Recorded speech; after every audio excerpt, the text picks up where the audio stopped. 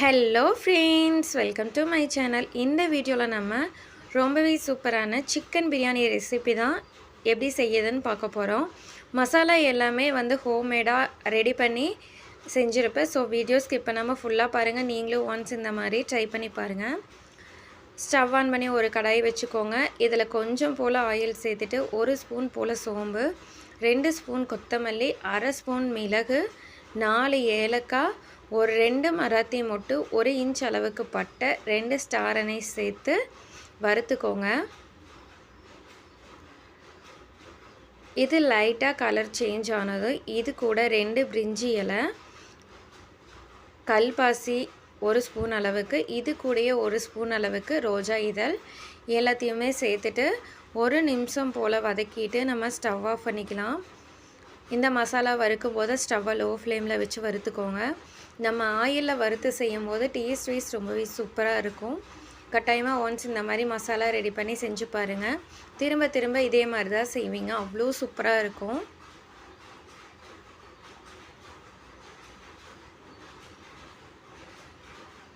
இது கூட 4லிருந்து 5 போல் கிராம்பு சேர்த்து இப்போ நம்ம இதை ஸ்மூத் பேஸ்ட்டாக அரைச்சி எடுத்துக்கலாம்.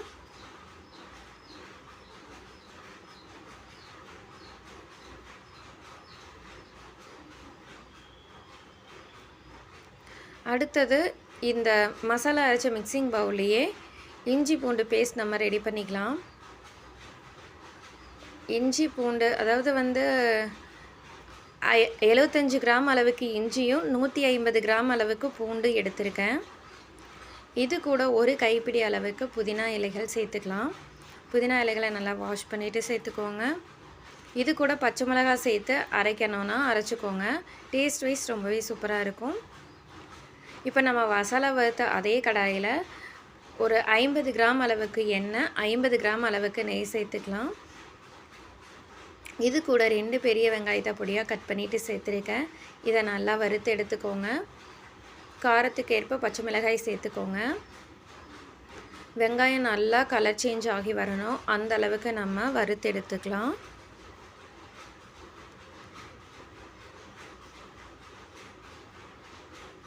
ஸ்டவ்வை மீடியம் ஃப்ளேமில் வச்சு வறுத்து எடுத்துக்கோங்க. ஹை ஃப்ளேமில் வச்சிங்கன்னா சீக்கிரமாக தீஞ்சு போயிடும்.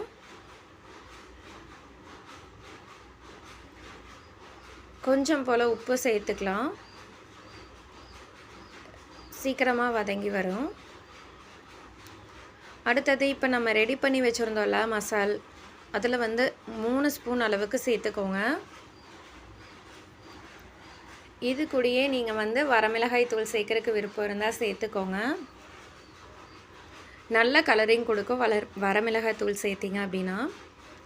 1 நிமிஷம் போல், அதாவது வெங்காயம் நல்லா வதங்கினதுக்கப்புறம் இந்த மசாலாவே சேர்த்துட்டு 1 நிமிஷம் போல் நல்லா வதக்கிக்கோங்க.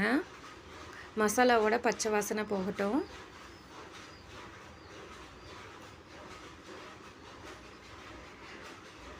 ஸ்டவ் இப்போ வரைக்கும் மீடியம் ஃப்ளேமில் தான் இருக்குது. அடுத்தது இந்த ரெசிபிக்கு தக்காளி நான் 2 மீடியம் சைஸ் எடுத்திருக்கேன். கட் பண்ணிவிட்டு சேர்த்துக்கோங்க. தக்காளி வதங்குறதுக்கு கொஞ்சம் போல் உப்பு சேர்த்துட்டு நம்ம மூடி போட்டு வச்சிடலாம். தக்காளி நல்லா வதங்கி வரட்டும்.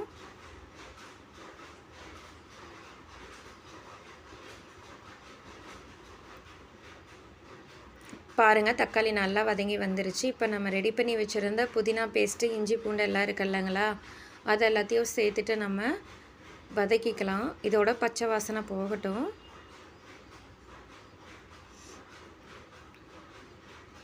ரெண்டு நிமிஷம் போல் வதக்கிட்டு கொஞ்சம் போல் தயிர் சேர்த்துக்கோங்க.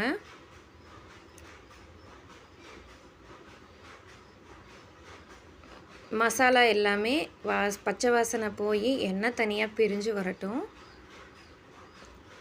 மூடி போட்டு வச்சுருங்க. 5 மினிட்ஸ் நல்லா குக் ஆகட்டும்.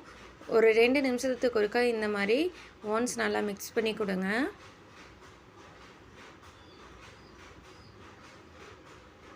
பாருங்கள், எண்ணெய் தனியாக பிரிஞ்சு வந்துருச்சு. இப்போ நம்ம சிக்கன் இது கூட சேர்த்துக்கலாம். 1/2 கிலோ சிக்கனில் தான் நான் இந்த ரெசிபி ட்ரை பண்ணியிருக்கேன். 1/2 கிலோ அளவுக்கு சிக்கனும் 1/2 கிலோ அளவுக்கு அரிசியும் எடுத்திருக்கேன். பாருங்கள், இதையும் சேர்த்துட்டு நம்ம ஒன்ஸ் மிக்ஸ் பண்ணிக்கலாம். சிக்கன் தண்ணி விடு. ஸோ மூடி போட்டு வச்சுருங்க. பாருங்கள், இது வந்து பொன்னி குருணை. இதை வந்து நான் அரை மணி நேரம் ஊற வச்சு வாஷ் பண்ணிவிட்டு அரை மணி நேரம் ஊற வச்சு எடுத்திருக்கேன். சிக்கன் நல்லா வெந்துருச்சு.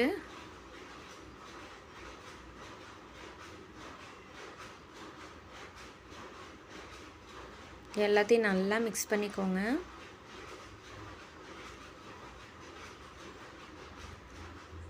இப்போ நம்ம அரிசியையும் இது கூட சேர்த்துக்கலாம். இது கூட எப்பயும் போல தான் தண்ணி சேர்த்துக்கோங்க. 1 டம்ளர் அரிசிக்கு 1.25 டம்ளர் அளவுக்கு தண்ணி சேர்த்துக்கோங்க. கொஞ்சமாக குறைச்சிட்டு சேர்த்துக்கோங்க.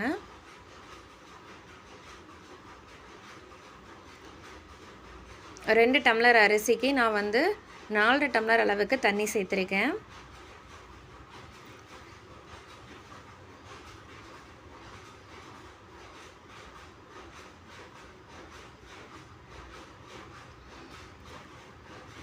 கொஞ்சம் போல் வரமிளகாய் தூள் சேர்த்துக்கோங்க.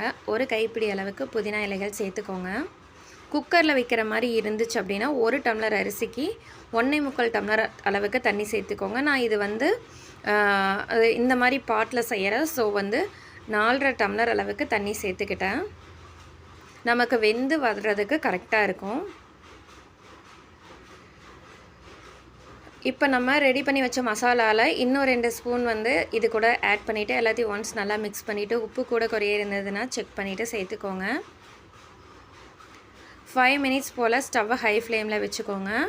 அடுத்தது மீடியம் ஃப்ளேமில் வச்சு 10 மினிட்ஸ் பக்கமாக நல்லா குக் ஆகட்டும்.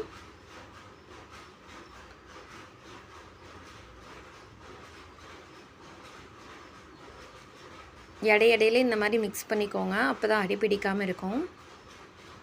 அடுத்தது ஸ்டவ்வை லோ ஃப்ளேமில் வச்சுட்டு 5 மினிட்ஸ் பக்கமாக குக் பண்ணிக்கோங்க. ரொம்பவே சாதம் சூப்பராக ரெடியாக இருக்கும். நல்லா உதிரியாக இருக்கும்.